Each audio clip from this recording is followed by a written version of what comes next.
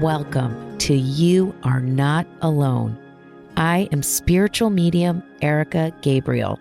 This show is intended to bring expansion, understanding, and growth on our spiritual paths and journeys. This is a safe place to explore all things spiritual and beyond. Please remember, I am not a licensed therapist or medical doctor.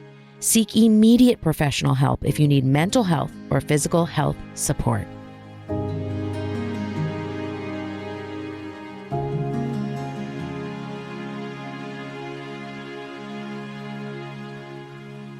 Hello, beautiful souls. Welcome to You Are Not Alone. How are you?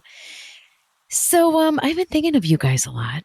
There has been so much going on. I hope you listened to the episode right before this, just about the chaos happening in the world. And I realize as podcasts arise and as I record different podcasts, I feel the energy from you guys and also within myself. And it is such a match. I think sometimes we feel that people that are maybe talking about spiritual things or even they're like a specialist in a certain area. You know what I mean? That they have, I know I do this, like they have some kind of elevated life or something. You know what I mean? Or that they're like, they have something figured out. And I definitely don't. It sounds so weird, but I think the reason why we connect and we connect so much is because, I mean, we're all in this together, right? And no matter how, how evolved someone is, we're still all in this together. But I've realized that usually what my podcast is about are things that I'm kind of going through or in the middle of, right? So last week, and if you're just picking this podcast up randomly, and this is the first one you're listening to, listen to Combating the Chaos. And if you guys, who love this podcast haven't heard it yet, listen to that one. So much of what, what I've been going through has come up in that episode about just so much chaos and so much intensity and how to kind of balance that and balance ourselves.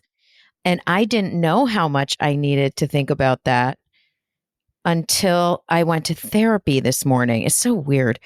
When I say like I went to therapy, I have this old school stigma, which is like so fucking weird. I literally spend my days talking to people and then I'm like, so I went to therapy. You know what I mean? It's bizarre. It's like hardwired, like deep or something. Like, I don't know. It's weird. Anyway, I don't actually feel that way. I think that's like a weird ego thing or something. So I better look at that in therapy.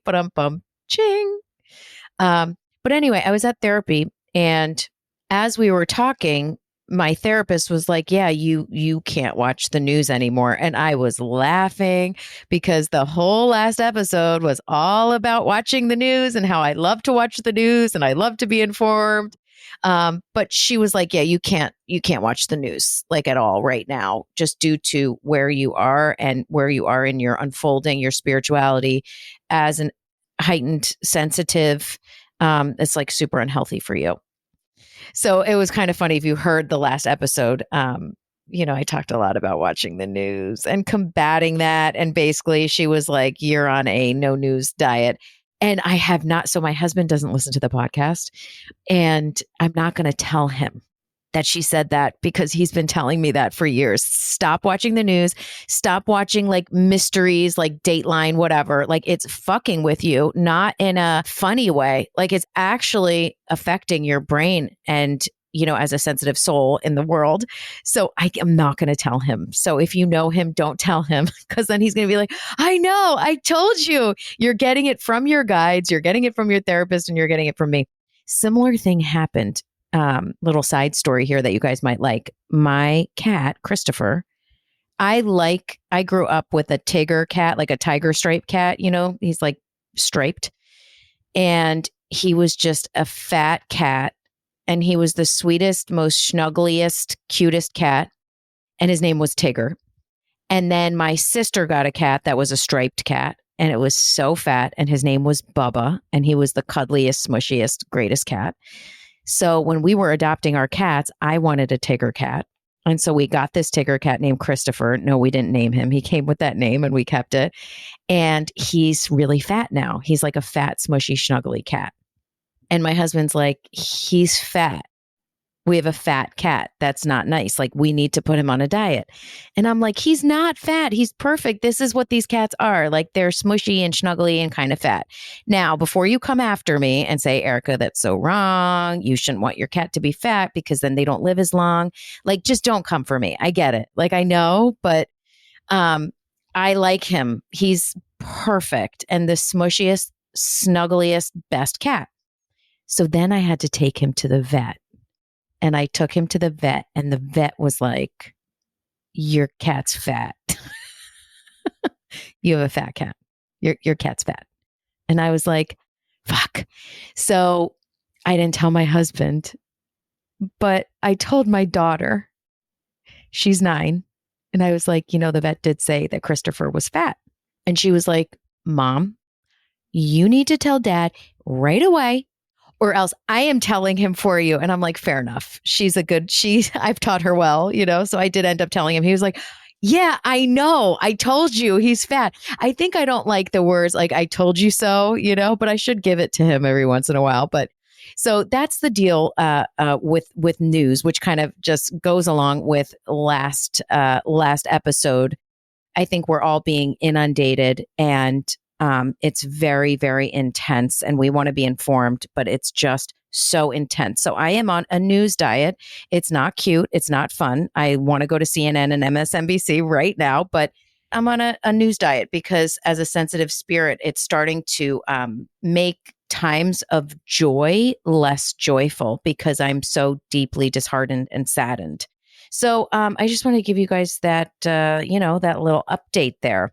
So the other thing that we talked about in therapy that really is something I wanted to talk to you guys about was many things, right? We talked about many things, and we talked about it deeply and emotionally.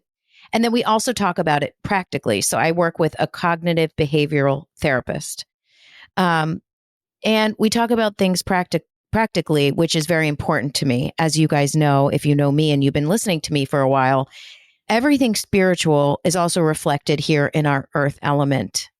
I don't think it serves our soul to be floating away in space and in spirit all the time.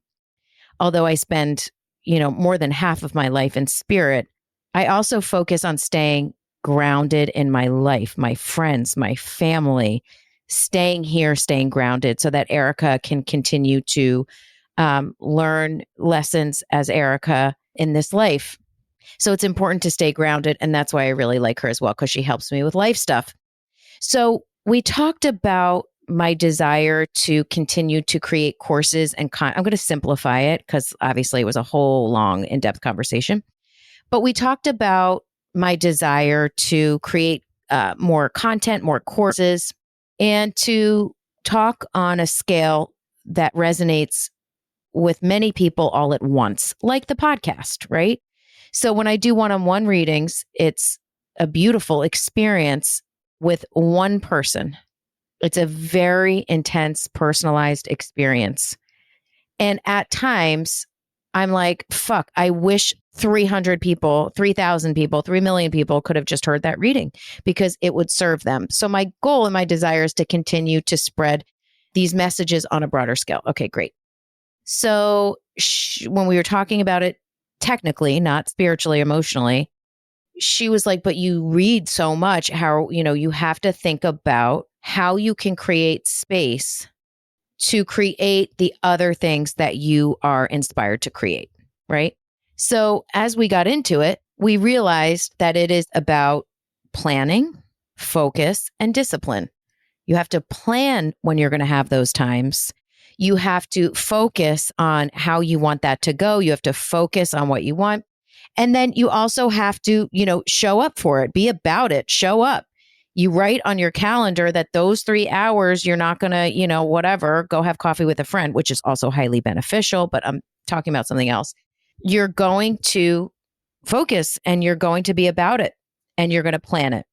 And then we talked about Jeremy and I, my husband and I, and how we're in such a great spot right now. And that I'm like obsessed. I'm smiling. I should play him this episode. But I'm like obsessed with spending time with him. I love spending time with him. I know that's such a weird thing to say. Like, yeah, you're married. Of course you do. But I start to shrivel away if I don't spend time with him. I love being with him. I just love to be with him and be together and like just focus on each other. And I'm also like a super, I'm thirsty for his attention. I love when we're just focusing on each other.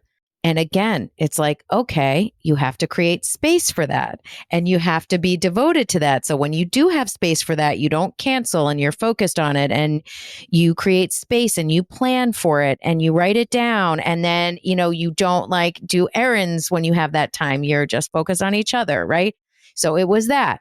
And then we talked about physical stuff and getting into shape and physical therapy. And it's like you have to focus on it and devote yourself to it and plan it and, schedule it, right? It's like these things just, you have to work at them. You have to focus on them. You have to show up for them. They don't just happen. And really for me after this session is like, what am I showing up for? What am I focusing on? And looking at that in a loving way, not in a way that's like hard or mean to yourself, And as I was thinking about that, I was also thinking about, obviously, because everything physical, earthwise happens spiritually. I was thinking about how it is exactly the same moving through layers of our own spirituality. Same thing. Focus, discipline, showing up every day. It's called a daily spiritual practice. So basically, like when I give readings, I mean, every reading is so different. Some readings is like we literally talking to one person in spirit, like their mom for 45 minutes. You know what I mean? Sometimes it's about, readings are so different and people's needs are so different. And there is also a through line in some readings where the guides will go right to their soul, right into their soul, right into their soul's purpose, and go to the heart of the matter, the heart of the person. And they'll start there and then build out and go out layers after layer. And like, here's what's in this layer that's blocking you from the heart. Here's what's in this layer and build out. And the outward layer, they will go into examples or ideas or specific prescriptions, if you will, for spiritual practice. Not every time, but bear with me.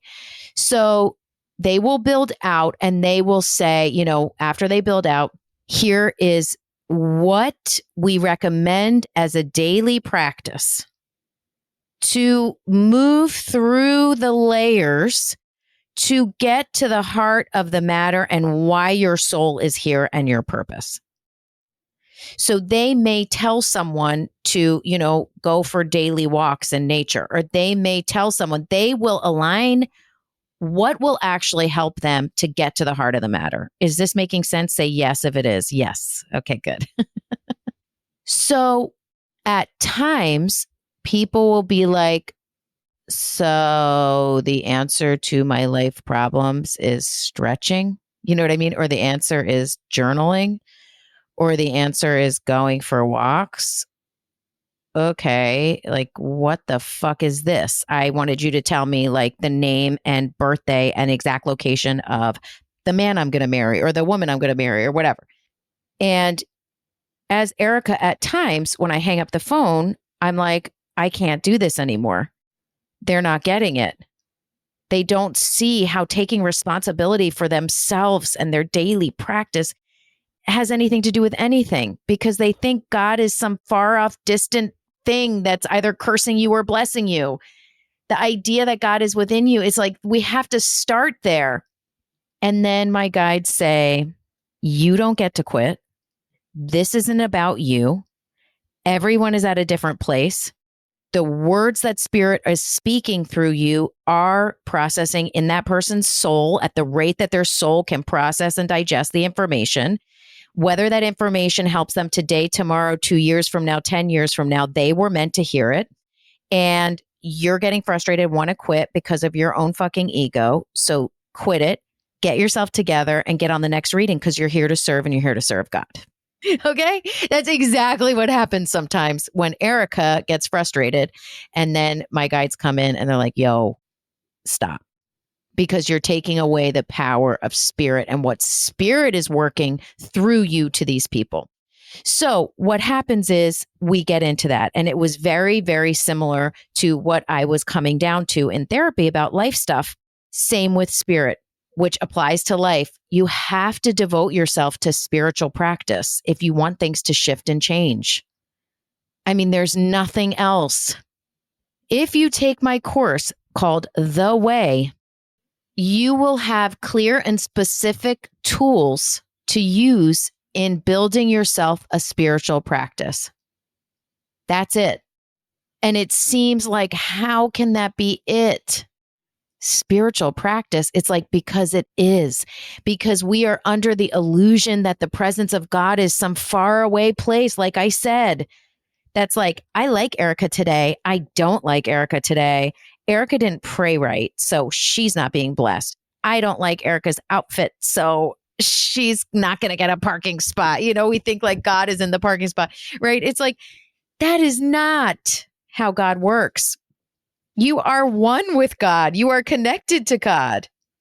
So finding ways, devote yourself to a daily spiritual practice is why you're here, because it will help you connect with yourself, and in you, with you, is God.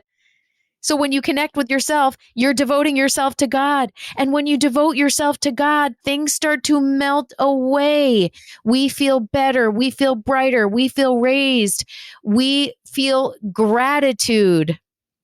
So this was interesting as well. In my course, The Way, I channeled The Way, by the way. You guys should have seen my office. I have huge whiteboards. And I remember thinking, I need to create another course. I want to create another course. And in my mind, it was blank, blank, blank, blank, blank, blank, blank. And then one day it just went, oh, I felt like a little bubbling. My guides dropped in and they were like, get a dry erase pen. And I just started writing. Whiteboard. I have huge whiteboards front and back, and I just started writing. And in that course, my guides told me 3 things and 3 categories that as you build out from the heart of people's matter, right? So we're talking about the heart of the matter, and we're going out in layers to figure out what's blocking them from getting to their truth, getting to their purpose, and getting to their connection with God. And they broke it down into 3 things: victimhood, fear, and trauma response. So I go in depth in the course about what victimhood is and what fear is and what trauma response is, and how to manage each one, how to look at each one, how to identify with each one. Maybe you just feel one, not all 3, 2, you associate with one or the other, and then gave specific tools on how to create a daily spiritual practice to move through these 3 blocks: victimhood, fear, trauma response. Because every single person I've ever met or ever read for, this is 16 years reading for thousands of people, can align with one of those blocks. One of those blocks. Take my course. And you know what? I'm going to shout it from the rooftops, because people go, I want to feel God. I want to feel my purpose. I want to feel connected. I don't know how, and I don't know why I can't. And I'm like, I literally channeled a course from spirit to help you. You are blocked by one of these 3 things, and there's ways out of it. But if you think that simple spiritual tools are not going to get you there, then don't take this course, because they are. We're looking for a smoking gun. Tell me blank, and then everything will magically disappear. And so the idea is, if you think that you have a smoking gun and everything will magically disappear, it means that you are in victimhood, people. You're a victim. You have a victim story. Something happened to you. There is a controller over you that's controlling you, and you have no control over your own destiny. Taking responsibility for your own destiny, knowing how powerful you are, that is a major step towards spiritual evolution. I am not a victim. Shitty things have happened to me, but I am no longer a victim. I take responsibility for myself. I take control of the situation by moving through the victim story, victimhood. and I start a daily practice, spiritual practice, so I can devote myself to God. I can devote myself to my own unfolding, my own involvement, my own shifting, my own changing. I am in charge. And then as you start to let go of some of that victimhood, you start to create space. And then you're like, ooh, I can start to see some of my purpose, and I can start to do all this fancy things we call manifesting, right? We're moving through. And then as we do that, we realize, well, wait, if something outside of myself isn't totally in charge here and I'm in charge and I can start manifesting, I need to then create space for God to continue to unfold, right? To unfold in me to the out, in from out, right? Into out. Something that Michael Beckwith has said, and this is really actually really funny. So when I channeled this course, Victimhood, Fear, Trauma Response, that was just me, and the tools I use are me, right? And then I have listened to Michael Beckwith talk, and you guys know I'm a huge fan, listen to so many talks. But after I made this course, he gave a very specific talk that talks about victimhood and taking responsibility and, connecting with God in a way that completely kind of validates the course, which I think is really, really cool. So something that he talks about, and I love, and this is his words, not mine. I adapt to them, but his words. And I love what he says when he talks about yielding, yield. I yield to the power of God and spirit. And when you yield after you're saying, I'm here, right? I'm not in control, but I'm in charge of my destiny. I know I'm going to work towards manifestation because I've moved through my steps, victimhood, fear, and trauma response, right? I've moved through these because I've devoted myself. I've showed up for myself. I've done a daily practice. I'm right here. And now I start to see where I want to go. I start to see the path. And now I yield to the power of God because God is everywhere. It's in everything. It's in me. It's in you. And the presence of God is good and it's loving and it feels good. And I can yield to some of that power. And he talks about that. Again, he uses the word yield. I just like to say that because I'm not exactly quoting, but that concept is from him in the way that he puts it with the word yield and surrender. So I just like to make that known. So then I want to read you an exact quote, okay, from him. You don't blaspheme the presence of God by accepting that the presence is right where you are. You can only blaspheme the presence by limiting its nature through you. Ding, ding, dong. Ding, ding, ding, ding, dong. That's a Dr. Dre song. Sorry, just came out. Anyway, let me say it again. You don't blaspheme the presence by accepting that the presence is right where you are. You can only blaspheme the presence by limiting its nature through you. Meaning, you are not dishonoring God by saying, God is in me, right where I am, God is. You dishonor God by limiting the power and the presence that's in you.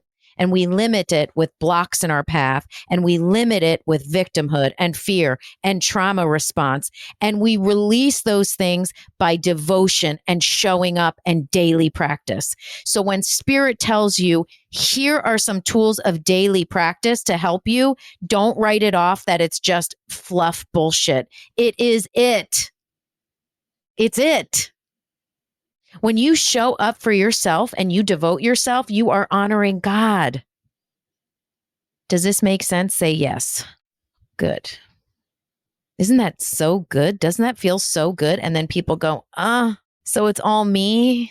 And I'm like, yeah, babe. Yeah, it's all you. Something else he says, which I really like, is we are looking to get something. God, give me this. God, do this. God, bless me. God, don't, strike me down. So we're looking to get something, but we are, and this is a quote, actually revealing something.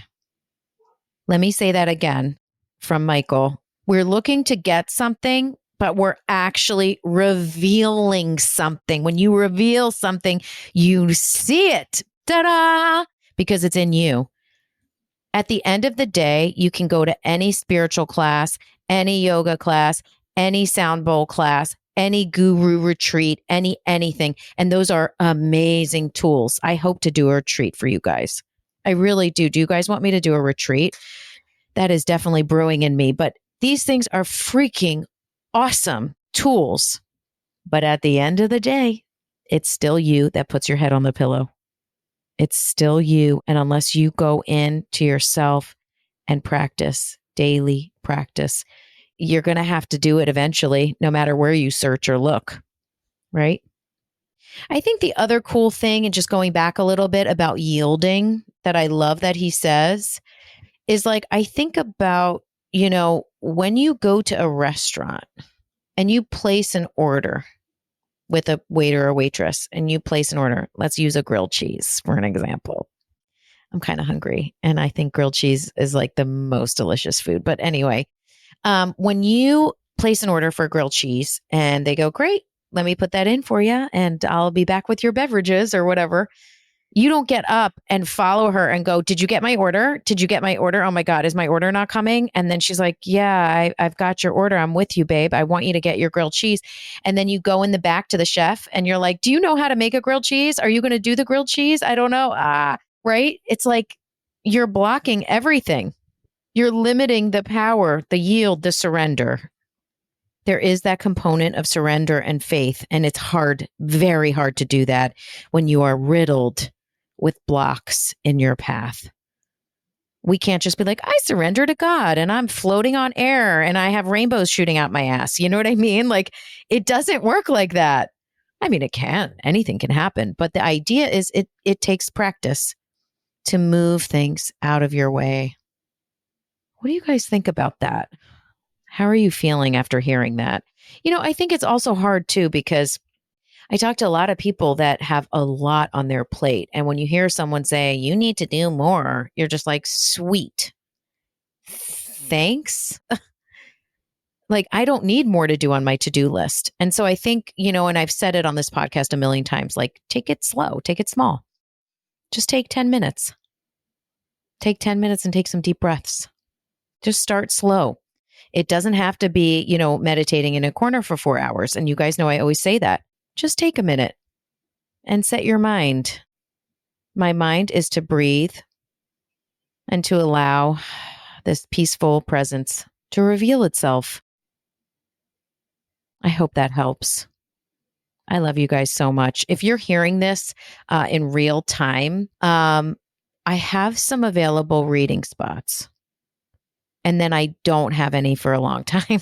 For a while, I'll only have a few because there's a lot going on and much content that I'm working on. So if you are feeling the call for a reading, book one. If you're not, please don't get a reading. You only get a reading if you feel a call to get a reading. You have to feel the call. But if you're feeling the call, email info@ericagabriel.com. If I said something about my course, The Way, today that also sparked you, go on. Look at The Way. There's a payment plan and see what you guys think.